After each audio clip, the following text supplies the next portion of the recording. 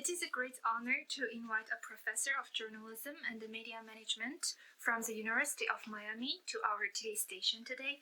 Welcome, Professor Jotka. Is this your first visit to Kazakhstan?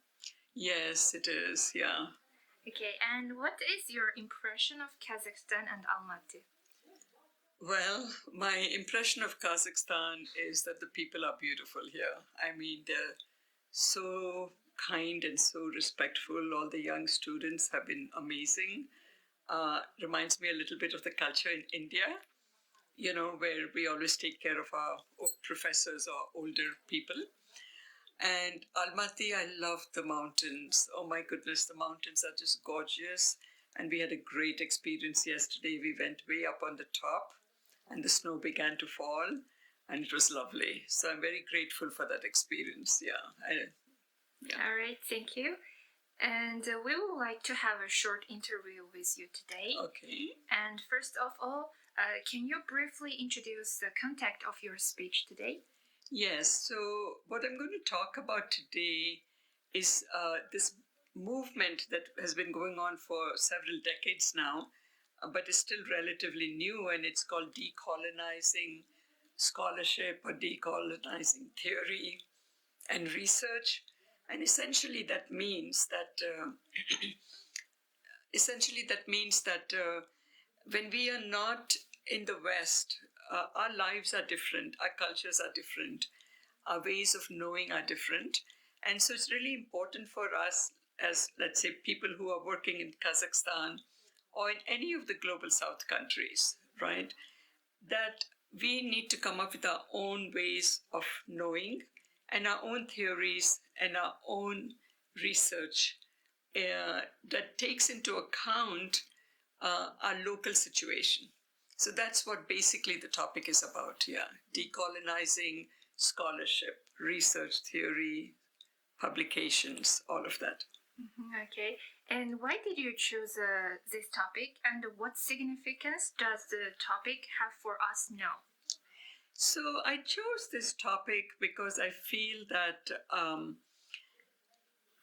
many parts of the world, as they became independent and free from colonization, they automatically adopted the knowledge and the theories that came from the West.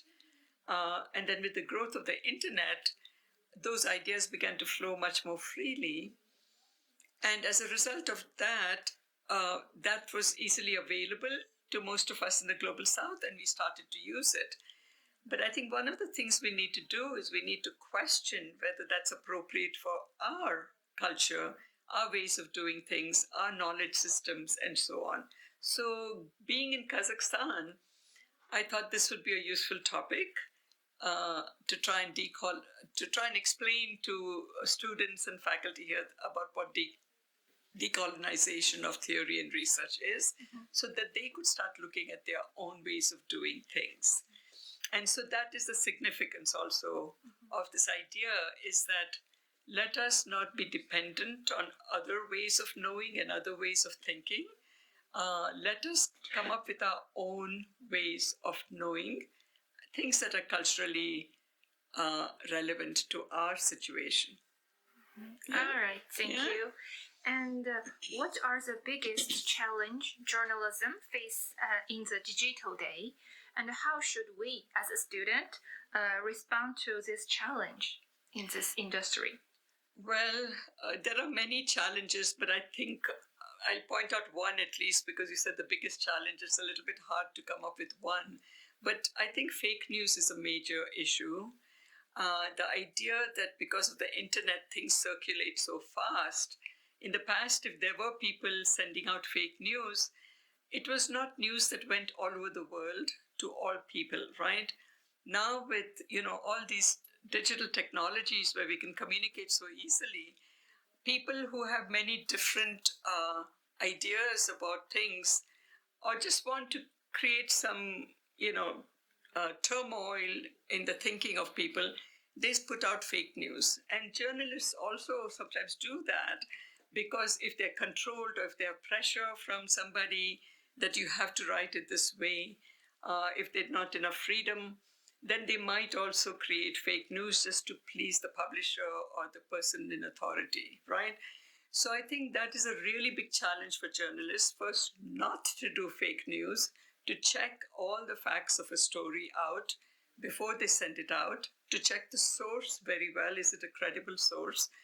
But also, not only for them to be not to doing fake, not only for them not to do fake news, but also for them to make sure that if they see fake news, that they immediately do something about it. They write a story in response about how badly sourced that fake news story is, or how ideological it might be in certain ways. So I think that is something journalists definitely need to think about a lot these days, and it's a huge task. Mm-hmm. Thank you, Professor. And the last question. As a professor of journalism and media management, do you have any advice for students who want to pursue their career in journalism and how to succeed in this industry, make a positive impact? Yeah, so journalism is becoming a very, what I would call a precarious profession because of digitization. That's one reason. The second reason is because of the fact that, at least in the United States, young people are not really interested in reading like serious journalism, right? There was a time when you had long articles which really discussed an issue or a political conflict in great detail. Nowadays, attention span is very short. So the news has adjusted to that by giving very short news items. And that doesn't give you the context, right? So I think that's a really big challenge for journalists, that they are not considered as vital to society, as important in society as they once were. Because anyone can create news now, right? And anyone can do it on social media. So as a result of that, the profession is declining in the sense that pays are not very high in journalism, at least in many parts of the world. I'm not so sure about Kazakhstan. And that there is no guarantee of a permanent position.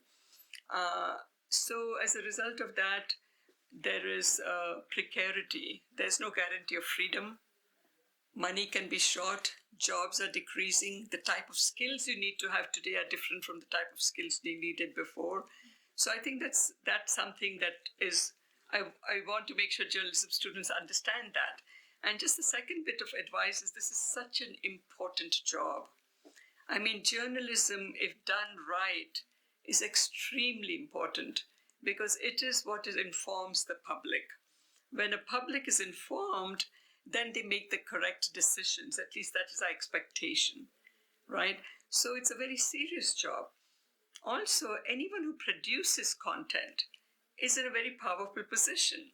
So as a journalist, a student can send out, not a student journalist, or a student who graduates from journalism or is in the current profession can send out fake news because they have the power to do it, right? And they can destroy somebody's life by doing that, or write a negative story about a country, and then people think, oh, that country is not worth visiting, right? So what I try to impress on journalism students and on journalism practitioners is that you are powerful. Don't ever forget that. The words you write, the pictures you take, the documentaries you create are going to create an impression in people's minds. So take that job responsibly, because you can affect the life of a lot of people by doing your job badly. So that's another piece of advice I give to journalism students. And then a third piece, especially in Central Asia, is please, as journalists, write powerful stories about taking care of your environment. It is a huge threat in the world. Your countries are still not really spoiled in the sense of not become concrete